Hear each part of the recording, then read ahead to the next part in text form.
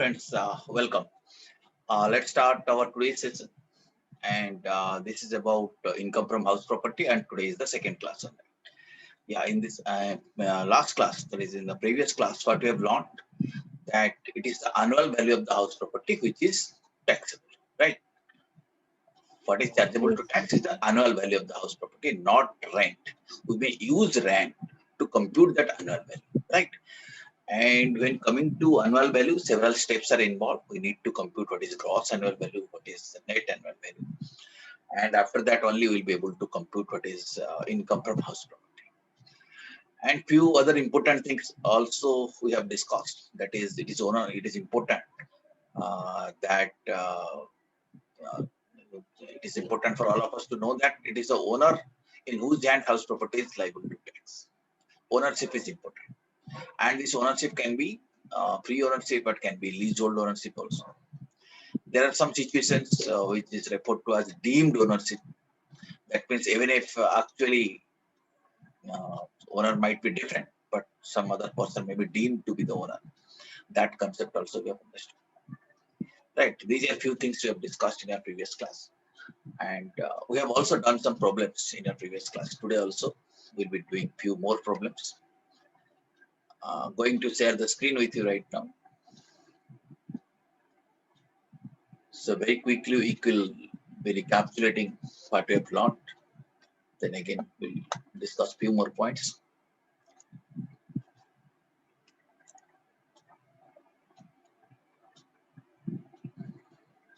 Yeah, as I told you, when I talk about house property means building as well as land apartment there. Okay, house property may be used for residential purpose or may be used for commercial purpose. That aspect we know. But if the house is used by the owner for his own business, then that will not be taxed under this head. That is not going to be taxed under the head income from house property. Right? When house is used by the owner for his own business or purpose. Okay. Right? And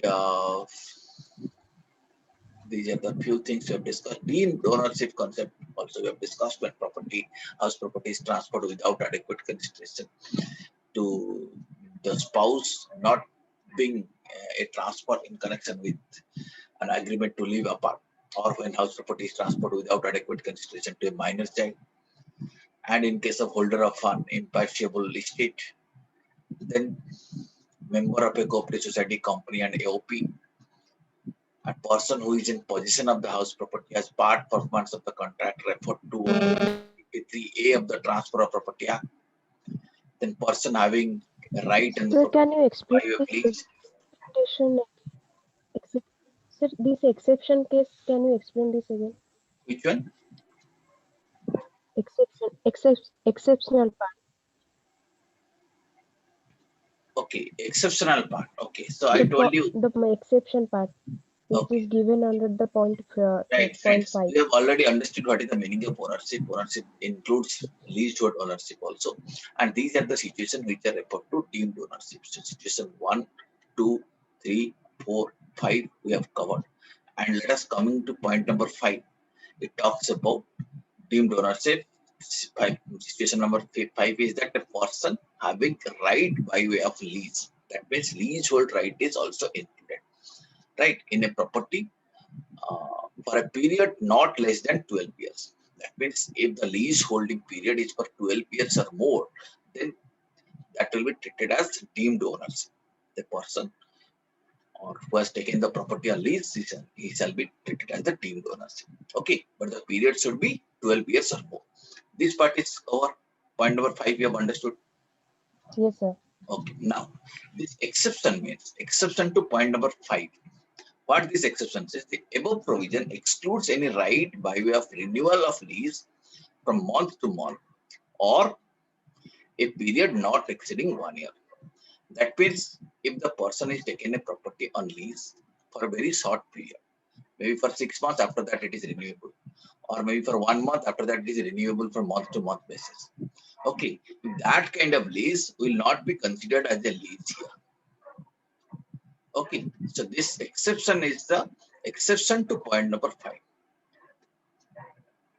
Is it clear to you? Okay, sir. Right? Yes, sir. So this kind of extremely short-term leases will not be considered as the leasehold ownership. Even if suppose somebody is holding a property and every 6 months it is renewable, and it is also renewable beyond 12 years, then also that will not be considered as a deemed ownership. Okay, Okay, sir. do you understand? So again, Yes, you sir. read the above provision. Above provision means I'm talking about provision number 5. Excludes any right by way of renewal of lease from month to month or for a period not exceeding 1 year.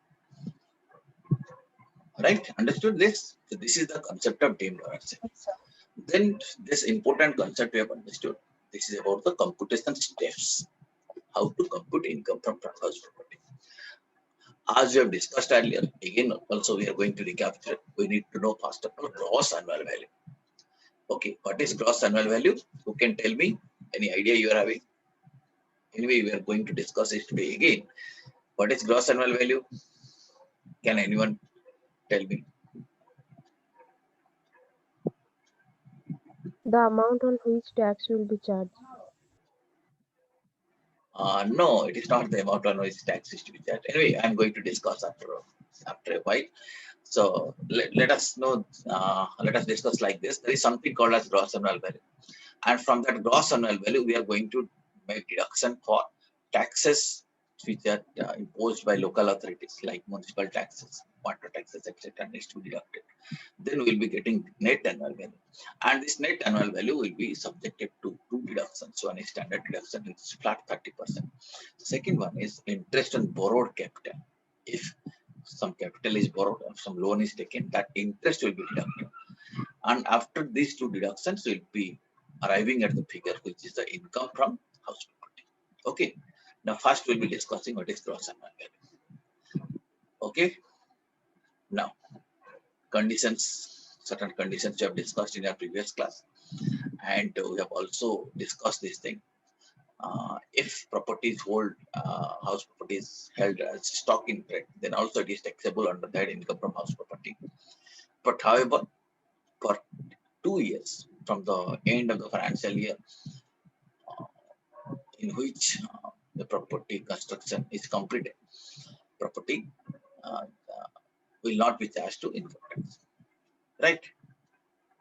Provided this property is not let out during that period. This concept I have explained you in our previous class, right? This is about Yes, sir. property held in stock in trade. The annual value shall be taken as nil. Nil for how many? For what period? For 2 years from the end of the financial year in which certificate of completion of construction of the property is obtained from competent authority. Right. But however, if the property is let out during that period, then we have to compute annual value. Annual value will not be taken as nil. This is specific case only when property is held as stock in trade. Okay. Now we'll go back. We'll understand how to compute this gross annual value. So when I'm asking gross annual value, you know what is this? This is the sum which property is reasonably expected to fetch. Okay, look at this chart. What is gross annual value? It is the reasonable expected rent. That is the gross annual value. Okay, but here you have to remember some conditions. In case property is let out, if the property is not let out, then straightway it is the reasonable expected rent. If the property is let out and it is let out throughout the period, is not vacant during the period, and for that reason, if actual rent is more than the reasonable rent, then we will be taking actual rent. Therefore, we say property is let out and it is not vacant, and AR or ARR, whichever is higher. That means actual rent or reasonable rent, whichever is higher. Meaning, if the actual rent is more, take actual rent. Okay. But however, if the property is vacant and owing to such Yes, vacancy, actual rent is less. Otherwise, actual rent is more. But because of vacancy, the actual rent is less. In that case, we'll be taking actual rent. Okay. So I repeat, you can read this text part of this slide. If the property or the part of the property is let out and actual rent received or receivable is more than the reasonable rent, then actual rent so received or receivable. That means this actual rent so received or receivable will be treated as the gross annual value. If the property or the part of the property is let out and was vacant during the whole or part of the previous year, and owing to such vacancy, the actual rent received or receivable is less than the reasonable rent. The actual rent so received or receivable. That means the actual rent so received or receivable will be treated as gross annual value. This is the concept of GAV or gross annual value. Is it clear to you? Yes, Yes, sir. sir. Okay. Right. Now, Yes, how sir. to compute gross annual value? These steps, although we have discussed in the previous class, still we'll recapitulate this thing. We'll find out what is the reasonable expected rent. Then we'll find out what is the actual rent received or receivable. Then whichever is higher, we'll pick up that thing. Now you might be thinking how to get the reasonable expected rent. For reasonable expected rent, we have to take what is the annual value decided by the municipality. So we'll find out what is the municipal valuation of the property. Then we'll find out what is the fair rent. Fair rent means rent fetched by a similar property in the similar quality. So we'll get municipal valuation and fair rent. Okay, whichever is higher we'll pick up. But if Rent Control Act is applicable, then we'll see that figure should not exceed standard rent. Okay, standard rent is applicable only when the property is covered under Rent Control Act. So we can say municipal valuation is one thing, fair rent is one more thing, standard rent is the third thing. So we'll take higher of one or two subject to maximum of three. That means higher of municipal value and fair rent subject to maximum of standard rent. Okay, did you understand? If you do that, we'll be getting reasonable expected rent. Okay. Yes, sir. If you put in the chart, we'll getting municipal value, fair rent, whichever is higher. Then we'll compare it to the standard rent and pick up the lower figure. Then actual rent we'll find out and we'll compare it with this figure, which is arrived at step 2. We'll find out whichever is higher. Okay. This is what we have done. And this is the exercise also you have done in your previous class. Just you can have a look at this exercise. Municipal value is there, fair rent is there, standard rent is there. What is reasonable rent? What we'll do? This one, municipal value, fair rent, whichever is higher, and it should not exceed standard rent. Okay. If you look at this, so you can say first case it is 6,000 because 5,000, 6,000, higher is 6,000. 6,000 is not exceeding standard rent, so it is 6,000. Second case you can compare, it is 4,000. Third case it is 7,000. Fourth case it is 6,000. All cases you have seen, we will compare municipal value and fair rent, whichever is higher. And if that is exceeding standard rent, we'll pick up standard rent. Okay, here you see case 2, standard rent is picked up because 5,000, 4,000, higher is 6,000. 5,000, 6,000, higher is 6,000. But 6,000 is exceeding standard rent, so we'll be taking standard rent. This is what reasonable rent. Okay, once we arrived at the reasonable rent, then again we'll compare it with the actual rent. Then what will take? What is gross annual value, actual rent, reasonable rent, whichever is higher or lower? Will take. Will tell me. Whichever is higher. Actual rent and reasonable rent, whichever is higher or lower? Higher. Higher. Higher. Okay. So all the cases you see, higher figures has been taken. Gross annual value, you have arrived at like this. Okay. Did you understand this example? Yes, sir. Yes, Okay. sir. Okay. This is what we have discussed in a previous class. And in that context, I had also explained you this thing. Rent of the, for the steps again, rent of the previous year for which property is available for let out has to be taken. Then if there is some unrealized rent, that deduction has to be made. Then we'll find out what is the rent received or receivable. Okay. And we are not deducting any allowance for period of vacancy at this stage. Subsequently, when we will be comparing this figure with the reasonable rent, at that time vacancy allowance will be deducted. Okay, but first what will arrive? Rent of the previous year minus unrealized rent. This unrealized rent will be deducted provided there are certain conditions are met. These conditions I think I had told you earlier. Conditions on which, or I'll be telling you subsequently. Just a minute. Yeah, unrealized rent will be deducted provided certain conditions are met. We'll be discussing those conditions. Now again, I repeat, we'll arrive at municipal value, fair value, whichever is higher, then compare with standard rent, whichever is lower, then actual rent received or receivable, higher figure we should take in. After that only we'll think of vacancy allowance. If the property is vacant for some period, we'll be thinking about vacancy allowance. Meaning vacancy allowance will not be deducted while computing actual rent. Okay. And these are the Yes, sir. conditions for deduction of unrealized rent. There should be a bona fide tenancy agreement. Reasonable steps must have been taken to recover the rent. Reasonable steps must have been taken to get the property vacated. The defaulter should not be occupying any other property of the assessee. If these conditions are met, then it is possible to get deduction for rent which is unrealized. And you know, unrealized rent is different from outstanding rent. Right? Rent may be outstanding, that doesn't matter. That is receivable. But unrealized means the tenant is not paying and these steps has been taken. Okay. And one more example we have done. Actual rent received or receivable in this situation. Previous class we have done. You see actual rent is this much, unrealized rent is here. Vacancy period is given to you. So in case one, what will the actual rent for 1 year? We have done it previous class, but let us again quickly recap. Rupees 9,100. 9,100. You are arriving at 8,800 rupees per month. So annually 9,600 minus unrealized 500, it is 9,100. Second case, 12,000. 12,000 because 1,000 per month, annually 12,000. Vacancy allowance, I repeat, will not be deducted when we are calculating actual rent and receivable. Actual rent receivable, receivable, vacancy allowance will not be deducted here. Okay.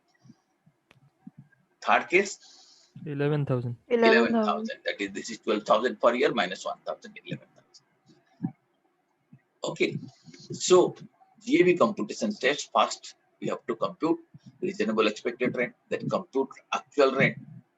Okay, if unrealized rent is there, that has to be deducted. So gross annual value is the higher of step 1 and step 2. After that only we will be deducting vacancy allowance. Okay, if there is some loss due to vacancy of the property, that has to be deducted.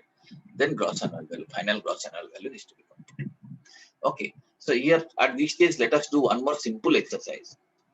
Then we'll go for some other exercises. You see, this is the situation I am giving you. Municipal value is given to you in 5 situations. Fair rent is given to you. Standard rent is also given to you. Then actual rent received or receivable is given to you. Okay, just have a look.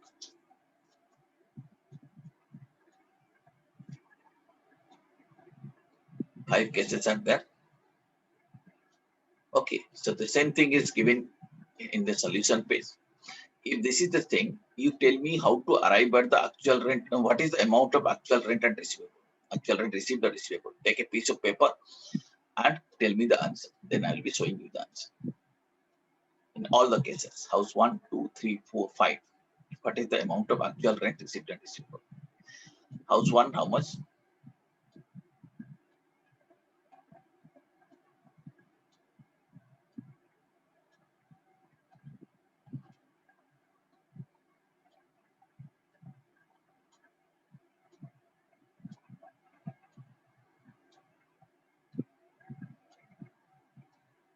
Can you tell me?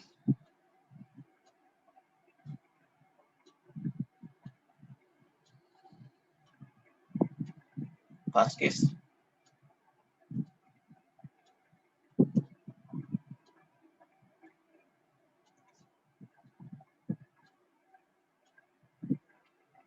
Are you able to understand? Please respond.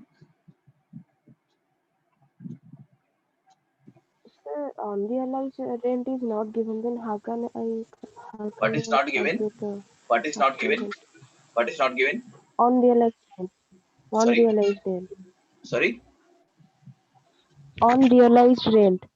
Unrealized. Unrealized rent is not there. Unrealized Unrealized rent rent. is not there. This is a simple question. Unrealized rent is not there. It's not there. It's a very simple question. Unrealized rent is not there means everything is realized.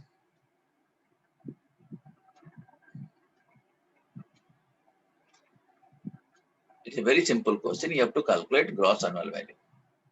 But for that thing, I need Actual actual rent rent. will be 90,000. First case, you tell me the figures, I'll be showing you the figures.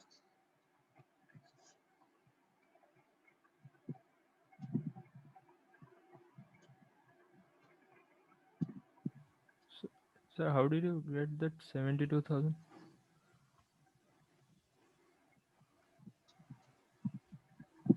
You see the question here? Okay. It is given in the question, right? 72,000, 72,000, 60,000, 30,000. Okay, let us say I'm giving you actual rent receipt and receivable right now. Okay, if you could have asked actual rent and receipt and receivable, then this is the figure. Now, tell me what is gross annual value?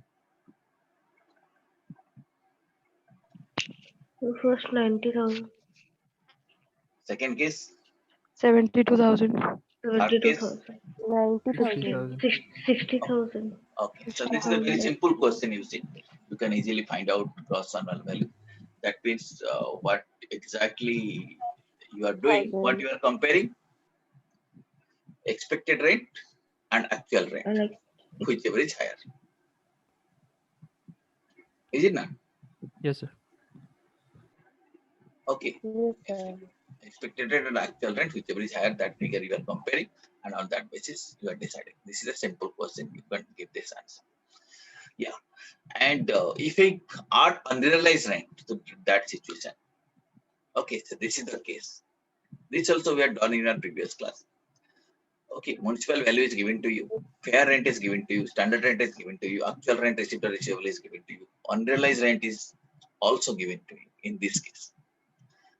Question is, what is reasonable rent? First of all, we have done it, but again we are doing it. Case 1 900. Case 1 900. Can you explain me how it is 900?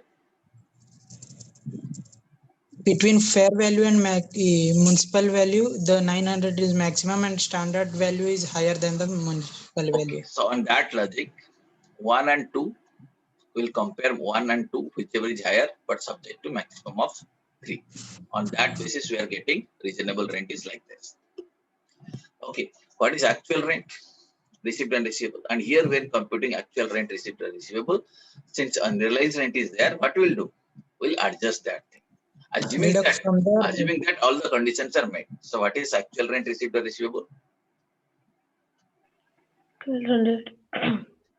How much? 1,200. 1,000, sir. Nah, two answers I'm getting. One is 1,000, one is 1,200. Which is the right one? So 1,000. 1,000. 1,000. Those who are saying 1,200, you have to remember when you talk about actual rent received or receivable, you have to make adjustment for unrealized rent. So 1,200 minus 200. So answer should be 1,000. Second case 600. Third case 2,000. Fourth case 1,500. Okay. And coming to gross annual value, the higher of reasonable rent and actual rent received or receivable. So here it is 1,000, 700, 2,000 and 1,600. Is it clear for all of you? Yes, sir. Yes, sir. Okay. Now we'll add one more complexity to that. Okay. What we are doing now, adding vacancy allowance to that. Okay. This is the new problem we have not done in previous class. So we need to do it. Just have a look at this question.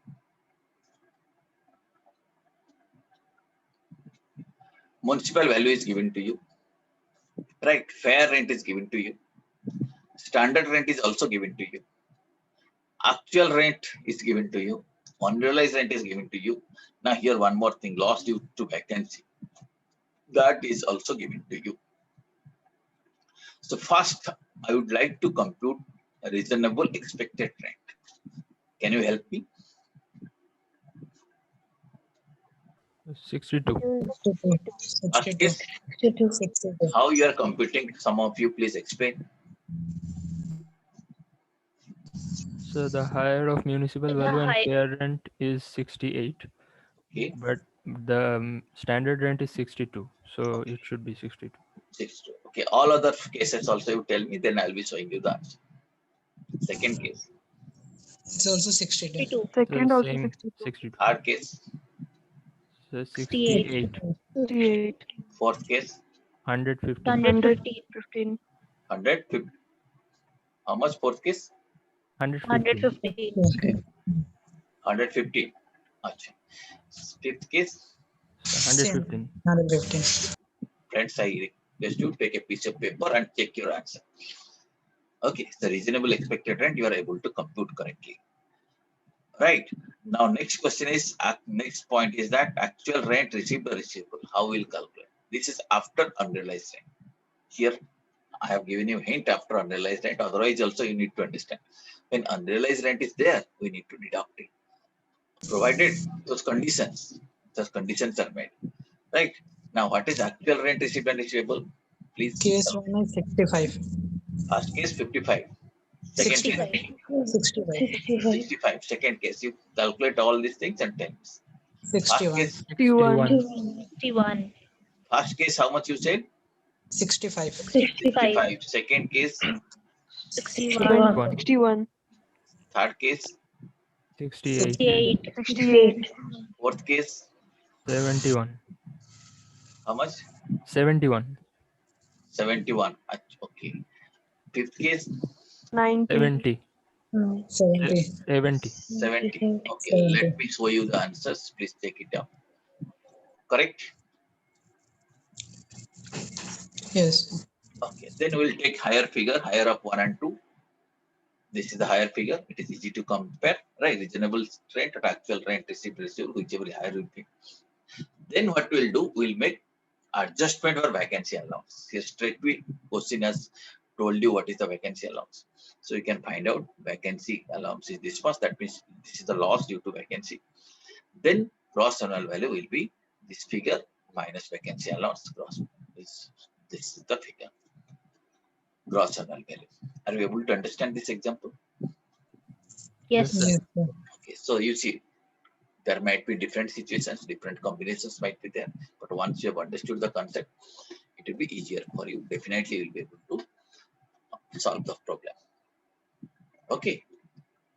Now, you understood at what stage the vacancy allowance needs to be adjusted. Okay. Yes, sir. Okay. Now we'll discuss some other issues. As I told you, from gross annual value, taxes which are imposed by local authorities needs to be deducted. Okay, this is provided as per section 23, subsection 1. The taxes imposed by local authorities have been deducted to arrive at net annual value. Right? Okay, have you remembered? Have you remembered this slide? Yes. Yes, Gross sir. annual value, less taxes by local authorities, will be getting net annual value.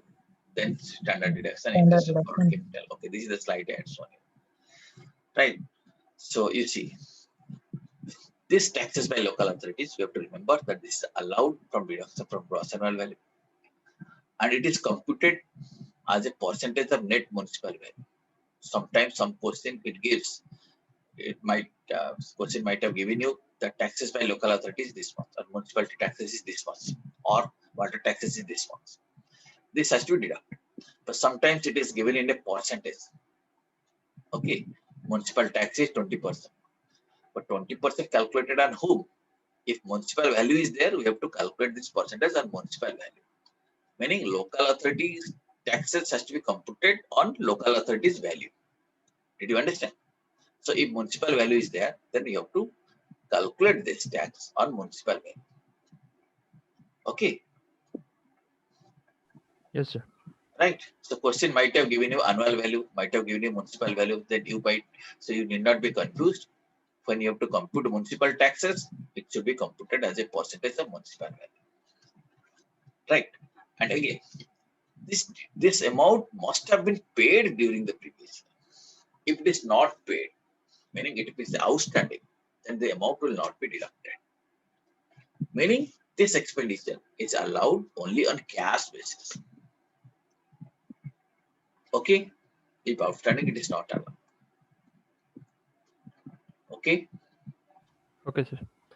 And it must be, when I say it must be paid, it must be paid by assessee. If it is paid by tenant, then it is not allowed. Assessee means the owner of the house. If owner of the house has actually paid municipal taxes, then only it will be allowed. It is not allowed on due basis. It is not allowed on accrual basis. It is allowed only on cash basis. When it is paid, that it is paid by the owner. If tenant is paying, it is not allowed. And let us say municipal taxes are paid in advance. That also allowed in the year of payment. That means on cash basis it is allowed. And it's not allowed on arrear basis. So let us say 3 years municipal taxes are paid at a time. When it is paid, it is allowed fully. Did you understand? So arrears of municipal taxes, advances of municipal taxes, all are allowed when it is paid.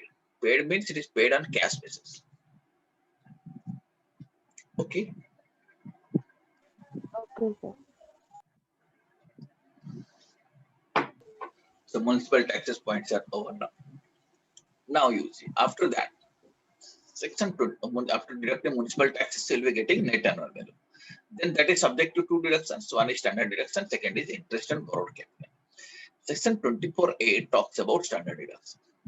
Standard deduction is computed at 30% of which figure? 30% of what? Net annual value. Net annual value. Annual Now you value. have already computed net annual value. How you have arrived at net annual value? Can you explain? Sir, Gross we're deducting the annuity. loss due to vacancy. No. That is gross annual value. After vacancy loss, you are getting gross annual value. After gross annual value, you are deducting what? Local authority tax. Taxes by local authority. taxes. Local authority taxes. Then you are getting net annual value. On that 30%. Okay, it is 30%. And this here you have to understand the standard deduction is intended to meet the cost of repair, maintenance, etc. But actual expenditure is irrelevant. Suppose assessee will say, I have spent so much of money for repair maintenance. I will claim a deduction. No. Actual expenditure is irrelevant. Only 30% flat will be allowed as a standard deduction. Okay. But if some reason net annual value is 0 or negative, when it will become negative? If municipal taxes are more, it may become negative or it may become 0. Right? It may be 0 or negative, then no standard deduction. The 30% of the 0 is always 0.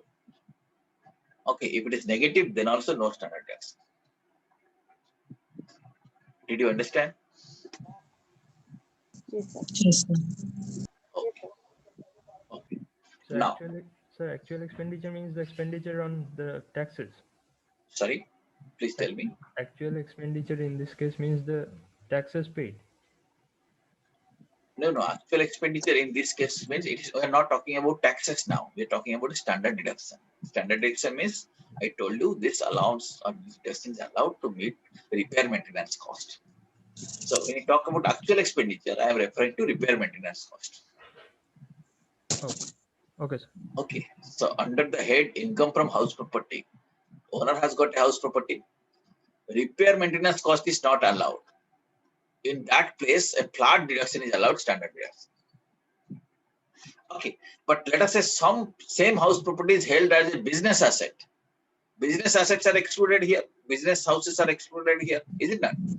Yes. For a big, let us say it is a business asset. The story will be different. What will happen? That will be shown as the business balance sheet. Depreciation will be charged. If rent is received, that will be taxed under the head profit and gains of business and profession. And if repair maintenance expenditures are incurred, that will be also allowed as an expenditure. If it is under that head, then repair maintenance expenditure will be allowed as an expenditure. Depreciation will be allowed. But here, no depreciation, no repair maintenance expenditure. In that place, what is happening? Flat 30% is allowed. So your actual expenditure is irrelevant. Did you understand? And here actual expenditure means repair maintenance expenditure. Understood, sir. Understood it? Yes, sir. Okay. And this is not allowed when NAV is 0 or negative. Fine. Now, one more reduction is allowed also from net annual value, that is interest on borrowed capital. And that is dealt under section 24B. Okay. 24A is standard deduction, 24B is interest on borrowed capital. And this is allowed when loan is taken for purchase, construction, repair, renovation, or renewal of the house property. For these purposes, it's not necessary that loan should be taken only for purchase or construction. Loan may be taken for repair, renovation, renewal of the house. In that case also, interest on borrowed capital shall be allowed as a deduction. Okay. But interest on loan taken for payment of municipality tax is not allowed. If some assessee has taken a loan to pay municipal taxes, that is not allowed. So only for this purpose, if loan is taken, then that interest will be allowed. What are the purpose? Can you read it? The purpose?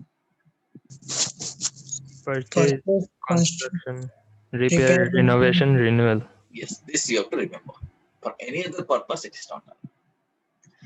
And you see, I was telling you before, municipal taxes is allowed on cash basis only. Is it not? Only when it is paid, it will be allowed. Yes or no?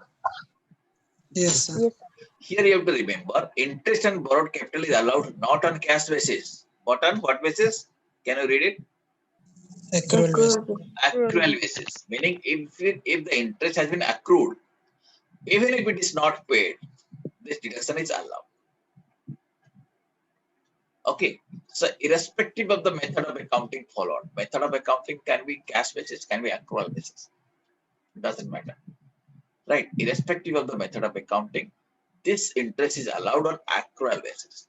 Meaning interest is accrued, interest has already become due, then it will be allowed as a deduction. Okay.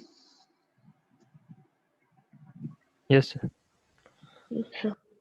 And it is not necessary that loan has to be taken from a bank or from financial institution. Loan may be taken from anyone. Okay. Okay, sir. You might have to prove to the assessing authorities that loan has been taken, but it can be taken from anyone. Okay. Understood these points? What is important here? This deduction is allowed on accrual basis. Question might say interest is this much has been paid. How much is paid? That doesn't matter. What is the interest? That amount will be allowed. But on the other hand, municipal taxes, let us say municipal taxes is due much this much, but paid less than that, then only the paid amount will be allowed for municipal taxes. But interest is allowed on accrual basis. Okay, friends? Yes, sir. Okay. Now, few more points. If a new loan is taken to repay the earlier loan, assume that assessee is already having a housing loan and he has taken a new loan to repay the old loan. Then interest on new loan is allowed. Okay. Why the new loan is taken? To repay the earlier loan. To settle the earlier loan, new loan is taken, then interest on new loan is allowed. Understood? Yes, sir. But here you have to remember one more thing. But if the new loan is taken to repay the outstanding interest on earlier loan, here it is not taken to repay the earlier loan. That means it is not taken to pay the principal amount, but it is taken to pay the outstanding interest on the earlier loan. The interest on new loan is not allowed. Interest on new loan is allowed only when it is taken to pay the principal part. But interest on new loan is not allowed when it's taken to pay the outstanding interest. Understood? Yes, sir. Okay. Now, next point. Up to this, is it clear? Next point we have to remember.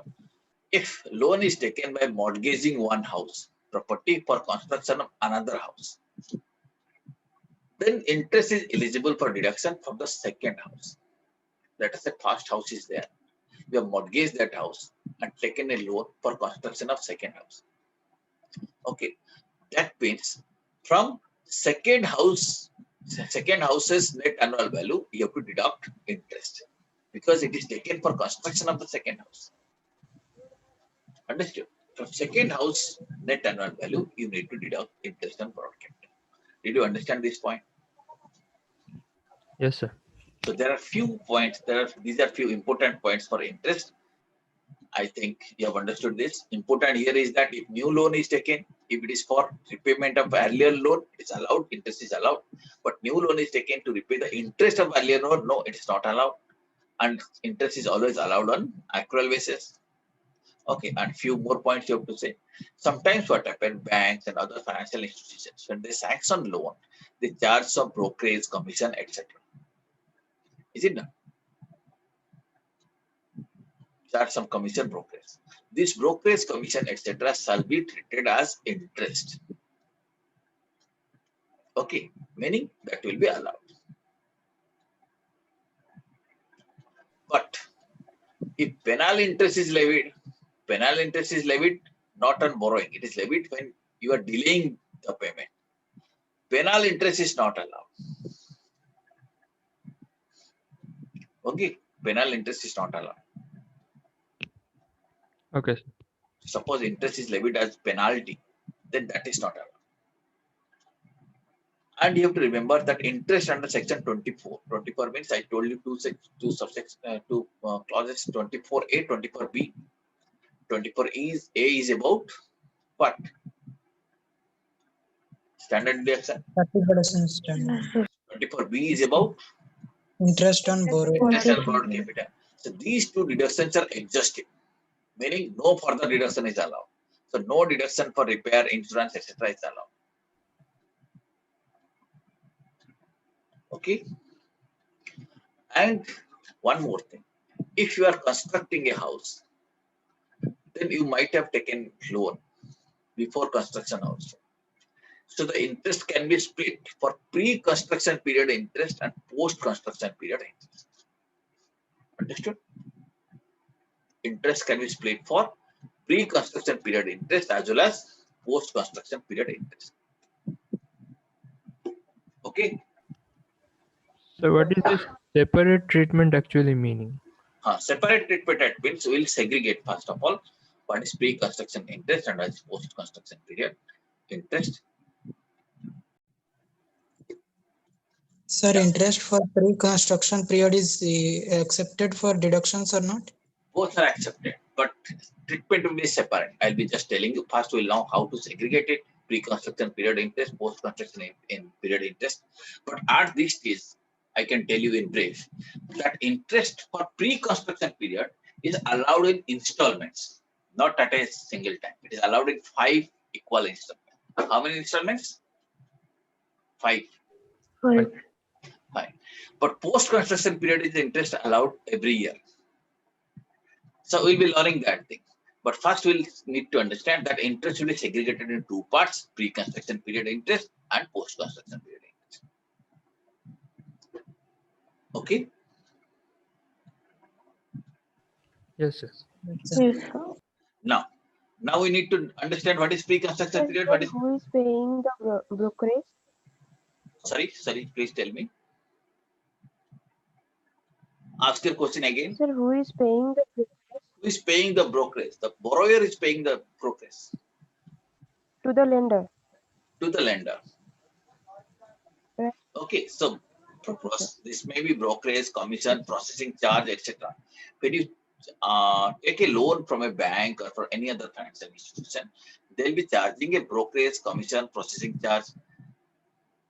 Right. So these are the charges which are collected by the lender and is paid by the borrower. So these things should be treated as an interest. Since there are interest, they are allowed as a deduction.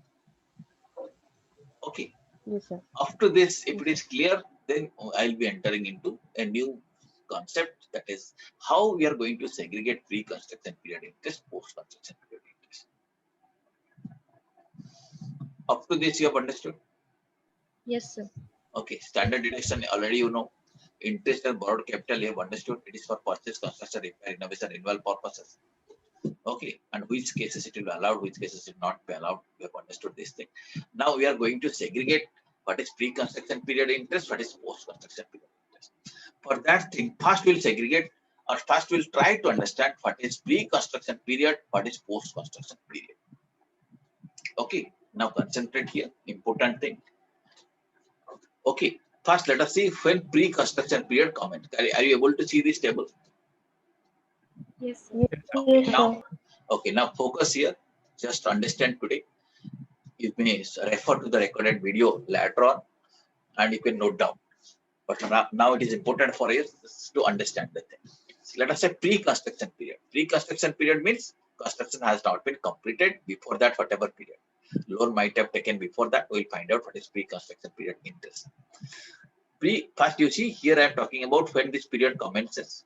Next, I will be talking about when the period completes. Then what will the treatment of interest for pre-construction period? What is the treatment of interest for post-construction? This table will be summarizing everything. Okay. Now, please read. Pre-construction period commences from what? One of you please read. Some of you please read it. Loan or commencement of construction, whichever is latter. Yeah, it is from the date of borrowing the loan or commencement of the construction, whichever is latter. Okay, so it will commence from that date. Date of borrowing the loan or commencement of the construction, whichever is latter. Meaning, suppose loan is taken on 1st August, but construction commence on 1st October. Then which date will should take? 1st October. 1st First October. October. 1st October. Even if you have taken loan before that, that interest will not be taken. Okay. Understood? So date of Yes, borrowing the loan or commencement of construction, whichever is latter. yes, sir. When it is completed, please read it. 1st March of the financial year immediately preceding the year of completion of construction. Yes. Let us say it is completed today. Today is 14th. Today is 14th. No? It is, Yes, let us sir. say, Yes, sir. 14th March. 14th March 2021. Construction is getting completed. But when my pre-construction period is over, can you tell me? Today, 31st construction, March 2020. 31st March 2020. So 31st March of the financial year immediately preceding the year of completion. Okay. So it is 31st March 2020. So this is the period. Pre-construction period starts from date of borrowing or date of commencement of construction, whichever is latter, and it ends on 31st March of the financial year immediately preceding the year of completion of construction. Now you have understood what is pre-construction period. Yes, sir. Yes, Now, sir. now we'll be able to find out interest for that period. Okay, that interest is allowed in 5 equal installments commencing from the year in which post-construction period begins. So this will be allowed, but when it will be allowed? Only when post-construction period begins. But how it will be allowed? In installments. How many installments? 5. 5 equal installments. So we'll find out what is pre-construction period. We'll find out what is the interest for that pre-construction period. And when post-construction period begins, we'll be allowing that interest in 5 equal installments. Okay. Now let us say what is post-construction period. Post-construction period commences from the beginning of the year in which construction is completed. As I told you in this example, let us say completion completed today. So when post-construction period will begin? 1st Yes, sir. April. When it will begin? So 1st April 2021. 1st April, 2020. 1st April 2021 or 20? 20, sir. 20. sir. 1st April 2020. Okay. So if the construction is completed in this year, then shouldn't it be 21? 1st April 21 has not yet arrived. Yeah, but if the You see, construction, from the beginning of the year okay, I understood, in sir. which construction completed today, when the year begins?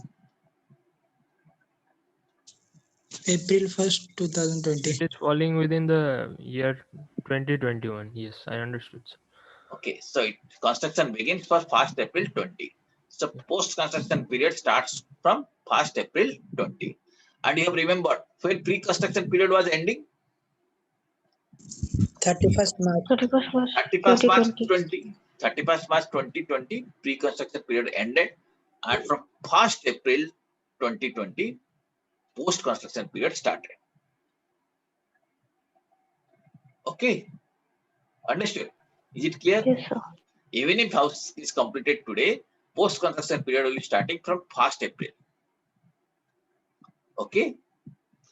Now, when it gets completed, when the loan is repaid, if you are paying the loan, then it is over, post-construction period is over. Or if you are transferring the property, then also it gets over. Okay, loan is closed or property is transferred, then post-construction period ends there. If any of these conditions are met, then property is transferred. Then post-construction period closes there. And how the interest should be allowed? Shall be allowed in respective years. That means whatever is the interest for that period, it is allowed in that period. That means, let us say for this year's current post-construction period interest will be allowed. Plus the pre-construction period, one installment is allowed. 5 installments are allowed in 5 different years. So first year starts from here. So one installment will be allowed in this year. Did you understand?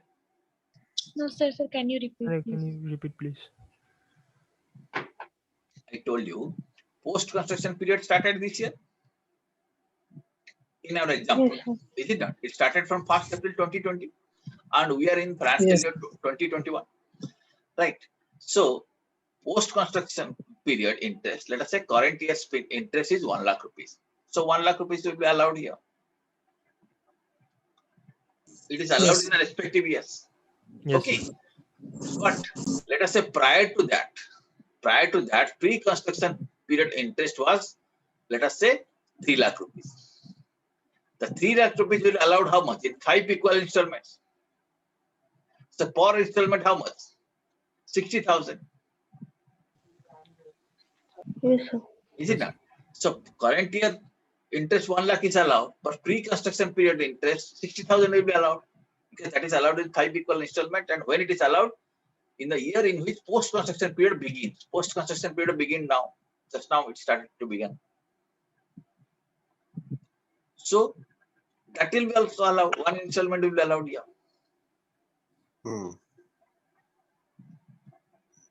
Are you getting? Not getting? Yes, sir.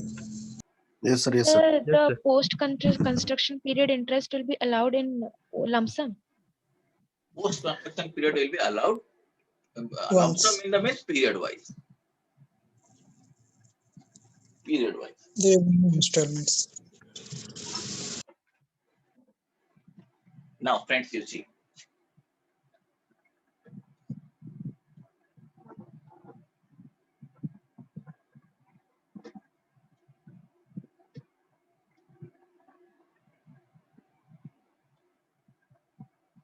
So let us say this is pre-construction period and this is post-construction period.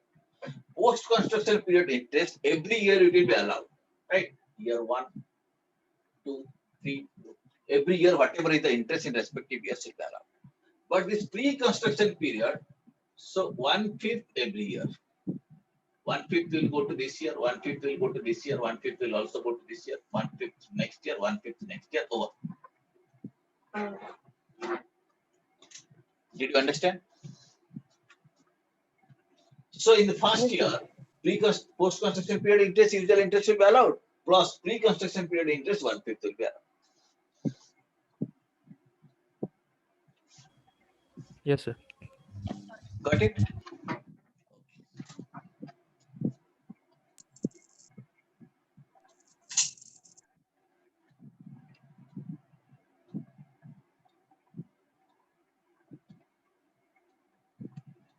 Understood this pre-construction, post-construction period interest treatment. Okay, I'll again explain you with the help of some example. Now, let us try this. Try this situation. Okay, I'm giving you this task to find out what is the pre-construction, what is the post-construction period. Let us first start the post period first. This question says, loan is taken on 16th August 2020. Construction period started on 10th October 20. Construction completed on assuming it is completed on 15th January 23. Loan repaid fully, let us say it is planned to repay fully on 18th June 29. Okay, we'll find out first pre-construction period. You tell me pre-construction period starts on what date? 10 October. 10th October 20. 10th October, all of you are sure about this. The pre-construction period will be starting on 10th October. Pre-construction period ends on which date? 31st March 2022. 2020. 23. 22. 22. 22, all of you are sure? 23, sir.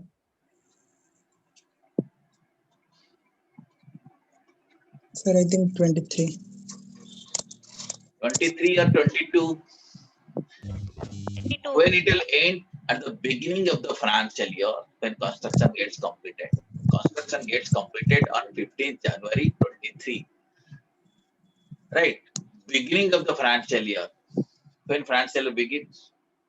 No, when construction period ends, end of the financial year, immediately preceding the year in which construction completed. The construction completed in the financial year 2023. 2020. No, sorry, financial completed in the year 22-23. So construction completed on 15th January 23. And when pre-construction period ends, 31st March 2022. 2022. All of you have understood? 2022. Why 2022? The preceding year. Because post-construction period starts on which day? 1st April 22.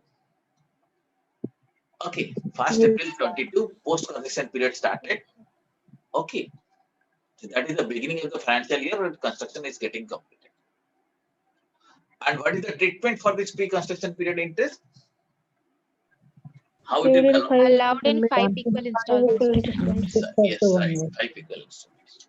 Then let us see this post-construction period. When post-construction period starts? 1st April. 1st April 1st April 2022. 1st April 2022. Very good. 1st April 2022. When it ends? 18 June 29. 18 June 29. Very good. And you know treatment. First case it is 5 equal installments. Second case it is in respective years. Understood this exercise? Yes, sir. Yes, sir. Yes, sir. Okay, understood this. Now, same thing I'm explaining you once again. Those who got confused, let us say loan taken was 16th August 2020. Construction started on 10th October 20. Construction completed on 15th January 23. Loan was closed on 18th January 29. In this case, what will happen? We need to first of all find out beginning of the period, beginning of the financial year when construction gets completed, or end of the financial year prior to the end of the previous financial year when construction gets completed. And that date is 31st March of the preceding financial year, that is 31st March 2020. Okay, understood? This is what we have done. Okay, these are the dates, but we have to find out this date. Once we find out this date, we'll call this period as our what? This period is what? Pre-construction. Pre-construction. Even if loan is taken, this period interest we are not considering. Construction started, then 31st March is the preceding year. This is be referred to as pre-construction. Then post-construction period will start from here. Okay, post-construction period will start from here, and this period is referred to as post-construction. Okay, and treatment you already know. This is in respective years it is allowed. This is 5 equal installments allowed.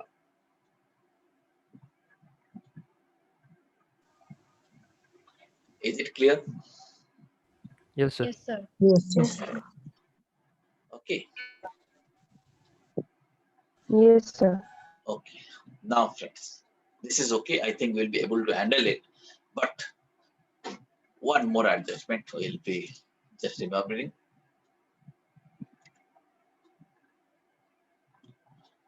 That in case year of borrowing and year of completion of construction is the same year, same financial year borrowed and construction also completed.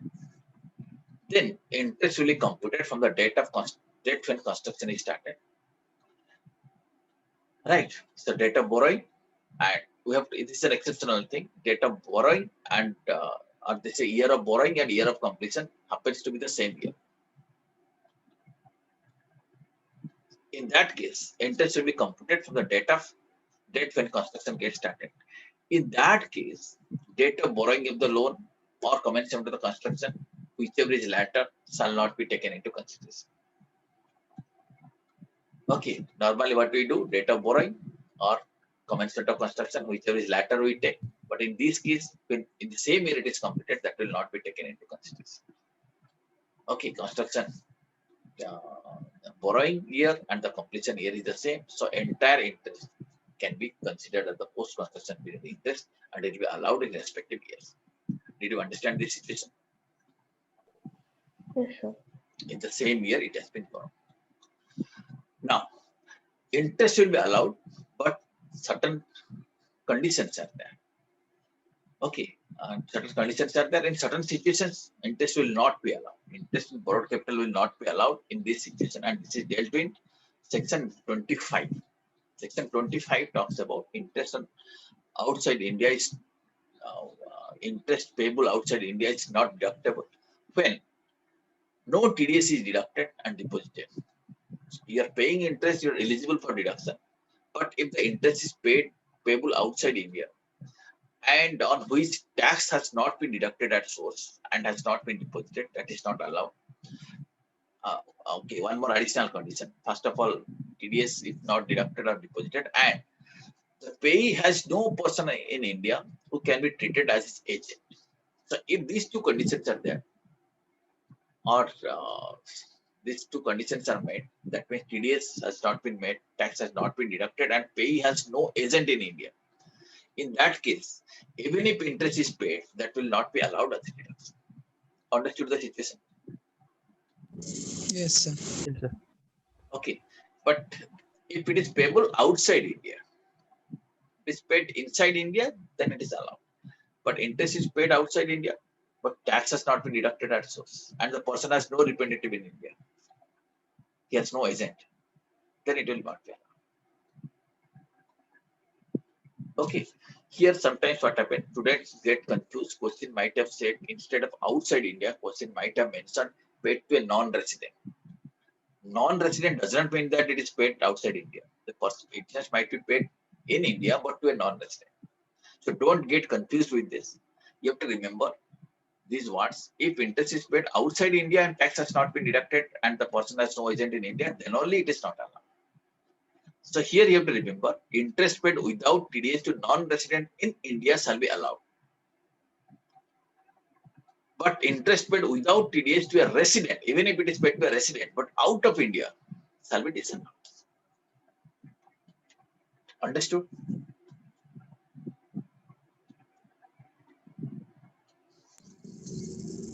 Yes, sir. So interest paid without TDS means TDS has not been deducted. Yes, TDS has not been deducted. Okay, sir. Okay, understood? So you have to remember, interest payable outside India without TDS when the person has no agent in India shall not be allowed as a deduction. But interest paid without TDS to a non-resident in India shall be allowed. Interest paid without TDS to a resident outside India will not be allowed. This concept you have to remember. Okay, now we are supposed to do an exercise or this interest on